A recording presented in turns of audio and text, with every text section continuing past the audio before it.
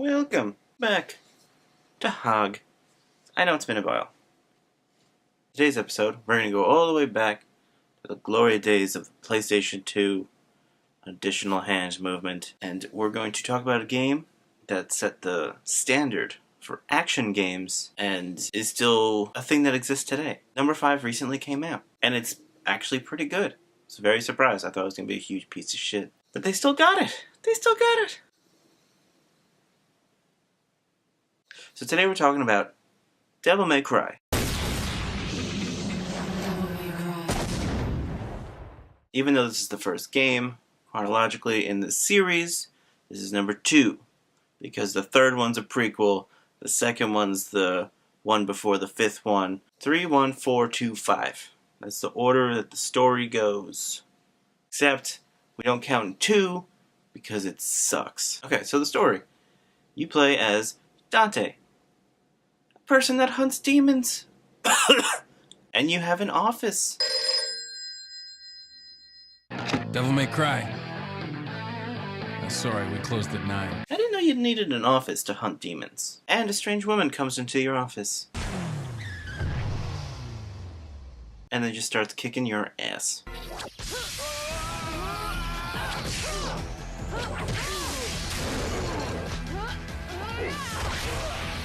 But it turns out it's fine. You're part demon. Cool. If you were just a regular person, like if you were just Steve in an office, you'd be dead. But because you're Dante, and you're half demon, you're fine. You were the first one to know about my vengeance. This was all a test. But I'm not your enemy. My name is Trish. So Trish tells you that the Demon Emperor Mundus... He's attempting to gain control of the human world once again. He has been preparing to open the gate on Malay Island. I know, he's planning a comeback. I guess he sent like a calendar invite to everyone. So Dante is listening to all this whatever because he blames Mundus for the death of his family. Story. So he is automatically on board. Just like, yeah, let's go. When are we going? Come on. Stop talking. Oh, we're here already. Okay, so they go to this gigantic fucking castle. And right when they get there, Trish is like, later. And she just fucking bounces. And you're like, cool. So you go through the castle. So you explore a little. Then everything gets fucking ridiculous. You start getting attacked by demon marionettes. And giant magma spiders. And like shadow, spiky, pointy panthers. Oh, and the best part, a sword just fucking murders you. Sword, just a sword in a wall, just fucking... And then, of course, you use the sword's demon lightning powers to fuck additional shit up. Okay, so I'm gonna try to say this without cursing. The fucking sword, Alistor, shoots out of the motherfucking wall. Impales you to the fucking ground. And then what do? Die? Fuck no. You are laying on the ground, impaled by the sword. You then, of course, open your eyes, because you're fucking Dante. And you go up the fucking sword. Through.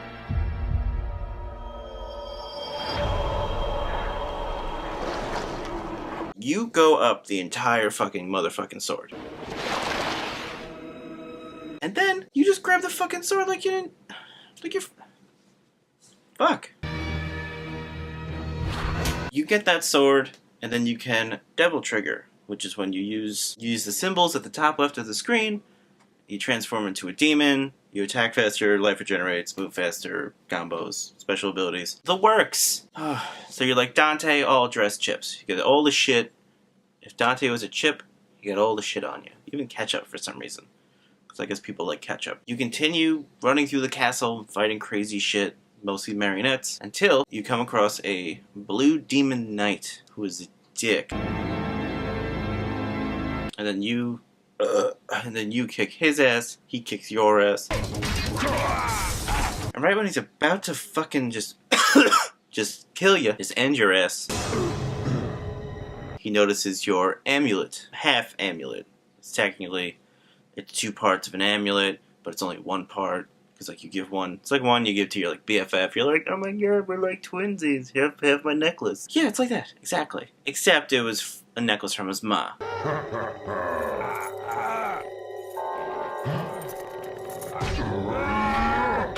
So he sees the necklace and then stops and is like, hey, I'm not gonna kill you. Except he doesn't say it because he doesn't say words. He just fucks off.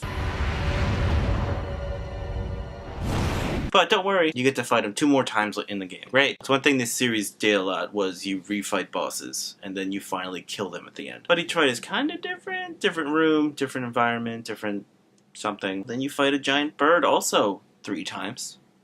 And you find out Dante's a huge cheese ball. Take a look at some of these killer quotes from the badass Demon Hunter. Let's rock. Wow. Whoa, slow down, babe. So funny. Block off, Featherface. Edge of your seat comedy. Cut to the 3rd Blue Knight fight. His name is Neo Angelo, allegedly. So you fight him again. Then you finally kill him.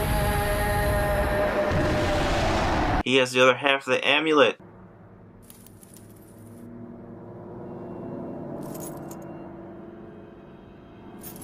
Because guess what? He's your brother. He's your brother Virgil. Which you find out more in the 3rd one / prequel / technically 1st one in chronological order. But that's another episode. So you find out he's your brother. You're like, oh my god, brother. And he's like, oh my god, we talk the same. I can only do one voice. The amulet connects into a super amulet. The amulet combines into a super amulet of demon technology. So the initial sword you start with, the piece of shit, the one you're like, wow, I don't care, give me anything else. The Force Edge, which is a name, turns into a demon sword called Sparta, which was also coincidentally your papa's name. So the sword turns into Sparta, which is this giant ass demon sword. You can't devil trigger with Sparta, so I always go back to Alistor, my boy. Later, you run into Trish, and she's like, oh my god, I work for Mundus. And you're like, what? You fool! You're so easy. Trish, you? She's like, yeah, take that, you dick. And then Dante saves her. Because he's like, I'm so nice, I'm a cheesehead. And he saves her, and she's like, why'd you save me? And he's like, bye. Why did you save my life? So the reason he saves her, Because you look like my mother. which is weird, he saves her because, oh, you look like mommy, bye. Now get out of my sight. And then just leaves. Later, you find Mundus, who is literally just a fucking statue. And then he is going to kill Trish. Trish! You turn into Sparta, and you go fly. Because that's what you do. Like, it's a giant statue. Just fucking sitting in the back of the screen, and then you fly towards him and you shoot symbols at him for some reason. This part of the game makes no sense. This boss fight makes literally 0 sense. Because it's a huge action game, you're fighting non-stop big bosses, and then they added this weird, like, shooter part, where you shoot the weird circle symbols and then devil trigger and you shoot a fucking dragon out for some reason. It makes no sense, but it happens. And then you go to some unknown realm where it's just a circle, because that's how some realms are. And then he's in the middle, and then you're fucking running around and stabbing and shooting shit. And then once you beat him, you're like, yeah, let's go back to fucking castle. When you get back after the fight in the circle dimension, you see Trish on the ground. Not moving. You leave the amulet and Sparta behind. Because why would you, as Sword of Legend, why would you just, take it with you and use it? No, you leave it behind, because you're something. Like any good ending, the castle starts collapsing. Run. You get to a certain room, it collapses in, and Mundus is all like Akira. He's just like, Kaneda! You have to fight him again. Then Trish pops up, and she's like, hey, use my power. I get to harness my power into lightning, shoot it at you, and then you can shoot that power out of your 2 pistols, and then that's it. You shoot him, he explodes, and it's like, oh my god. It looks like we have a winner. Jackpot.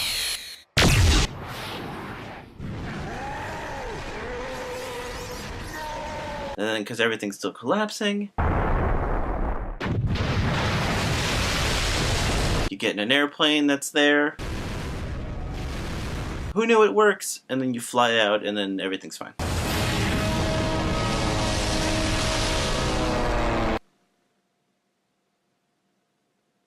After you kill Mundus, Trish is all like, I'm sad. And then cries and apologizes. And then Dante, being a cheeseball, is like, Trish, devils never cry. so that means Trish is not a devil because she cried. You know, she's a person. She gave her powers. I don't know. It was a fun game. I don't know a fucking story. So then it cuts back to your demon hunting office. Devil never cry. Yes.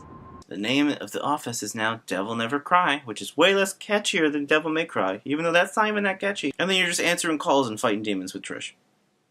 That's how it ends. Development. Devil May Cry actually started as the very first rendition of Resident Evil 4. The concept originally came up in 1999, but they thought that it stepped too far away from the Resident Evil roots of survival horror. So they were like, this is a different series. Let's ruin our own franchise with 5 and 6. So that's exactly what they did, because 5 and 6 were. But that's the future. We don't talk about the future. So then, 2000, it was revealed. They were like, hey, Devil May Cry, it's a thing we're making. We're Capcom. We still make good games. And it was developed by Team Little Devils. I get it. And it turns out one of the biggest gameplay features was a glitch from Onimusha Warlords. Look at Samanosuke just creeping. So anyway, it was a glitch where you would keep comboing enemies and they would stay in air as you continue to hit them. They turned that into the main combo system where you can juggle enemies. Like you hit them up and you can shoot them and keep them in the air and sword them and fucking just throw shit at them. One of the main components of the game was just air juggling everyone's dicks off. Exact quote from Capcom. The game's difficulty was also on purpose. This was not an accident. It was not a, you get hit and you're supposed to take 1 damage, but we accidentally hit 100. Oh no! And then they released the game. No, it was on purpose. So it was quoted from the game's director, Hideki Kamiya. It was his challenge to those who played light casual games. So he was like, hey, you like casual bitches, I'm challenging you to this shit. That's what he said. And honestly, it was one of my favorite things about this game.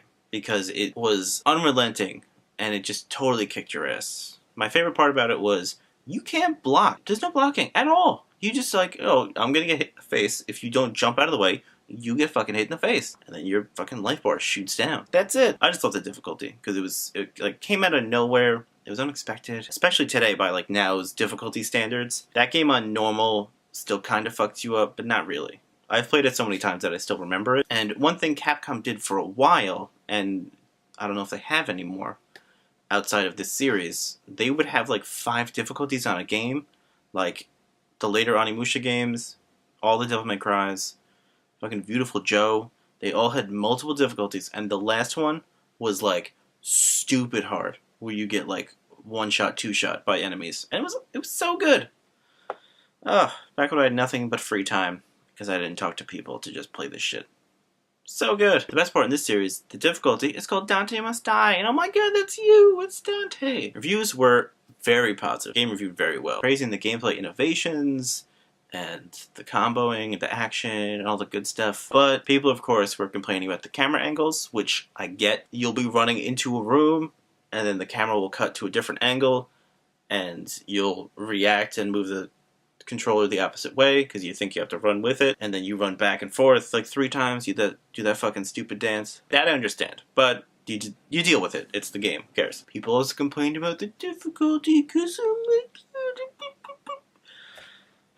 fucking crybabies. And also the length of the game. Very short. Played it a week ago. Beat it under 3 hours. I don't care. It's a great game. Actually, a lot of the reviewers were complaining the difficulty was to extend the length of the game. I haven't played it in years, and I still actually did pretty good. But when you play a game like 40 times, it kind of stays in your brain. Oh, and speaking of playing again, I'm playing through the entire series on Twitch. Last Saturday, if you were one of the few lucky people to waste half their day, I played through the entirety of number 2, which, boy, sucked. But now I'm halfway through 3, and it is good. If you want to see dumb shit like that, twitch.com, then follow me, Jeetdoh. Follow me. Give me a follow. And be like, hey, what's up? How you doing? Welcome to the Rock Clan. And then spam sauce in the chat. I love the series. It inspired other action games to kind of step it up a little bit. And it spawned the Bayonetta series, which is fucking fantastic. Playing the HD collection on PS4. Obviously, it's visually dated. It's a fucking early era PS2 game. But it's still fun. It's still challenging. I'm gonna play through the other difficulties. I'll probably stream that shit. Twitch TV says Jeetdoh. But yeah, it's a great game. It's a great series.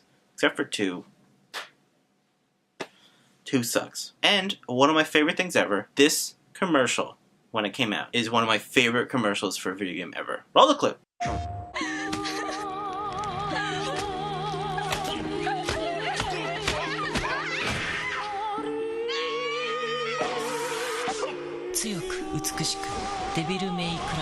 Capcom.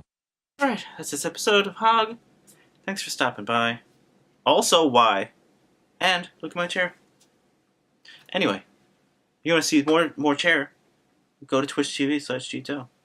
Say hi. Thanks for stopping by. Appreciate your faces. I will see you all next time. Goodbye.